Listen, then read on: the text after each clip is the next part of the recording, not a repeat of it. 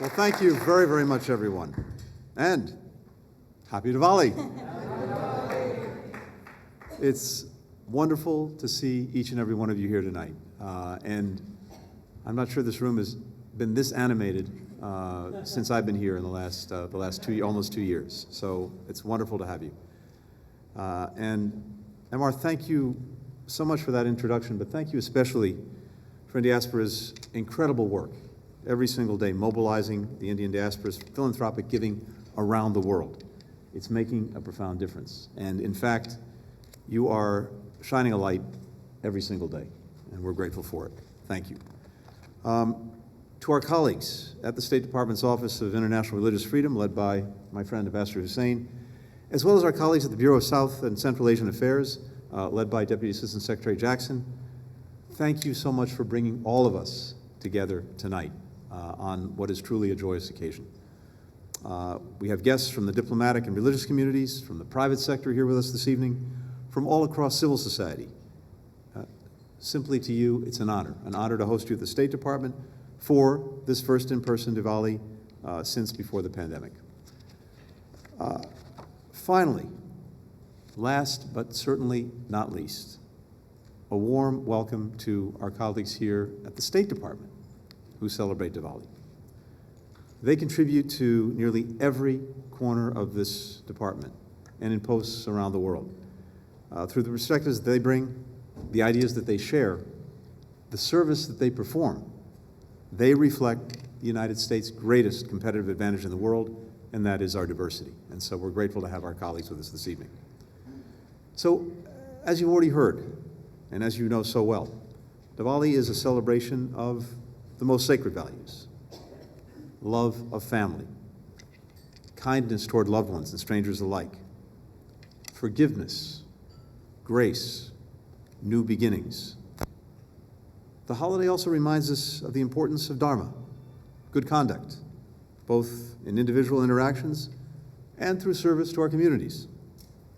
It reminds us of the responsibility to each, that we each do our part in making sure that good triumphs over evil and light transcends darkness. Over the past few days, Hindus, Sikhs, Jains, Buddhists have decorated their homes with Rangoli. They've shared sweets. They've given thanks through Punja.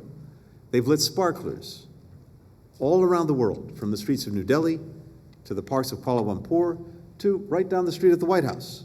People have gathered to share in the simple joy of being around friends and family. And through it all, they have each reaffirmed their commitment to bringing light to their communities. That final obligation of spreading light is maybe more important than it's ever been. So even as we celebrate tonight, we remember those around the world who are not able to freely celebrate their cultural and religious holidays. Even in the face of challenges, especially in the face of challenges, the State Department will continue to support freedom of belief and celebrate religious diversity around the world. As you heard Rashad mention a few moments ago, religious freedom is a fundamental American value, and supporting it is a priority for President Biden.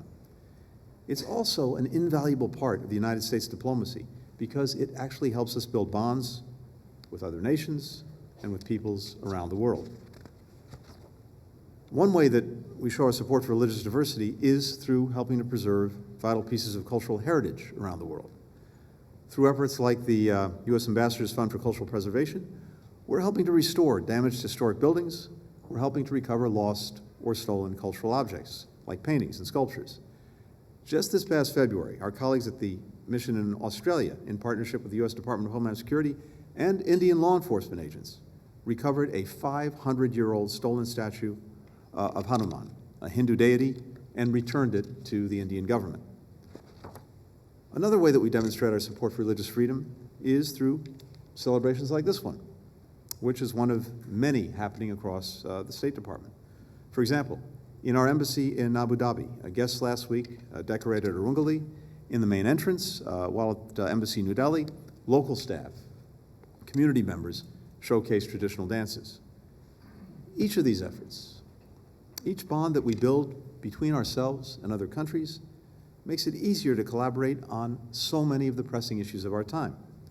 And here too, not surprisingly, our engagement with faith communities is a vital part of our work in our embassies and consulates all around the world. For example, diplomats in our mission to India regularly visit temples, stupas, gurdwaras, both to promote our shared value of pluralism and religious tolerance and to partner together on common challenges.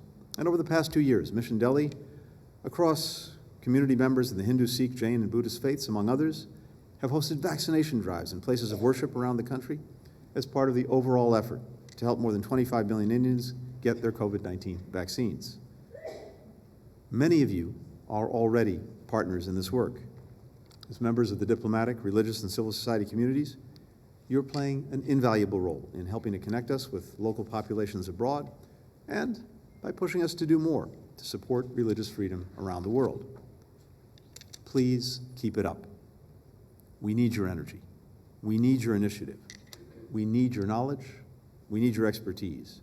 We need all of that if we're going to continue building mutual respect and understanding, if we're going to continue expanding religious freedom, and ultimately, if we are going to ensure that light triumphs over darkness. We'll celebrate that triumph in just a few moments with the lighting of the Diya.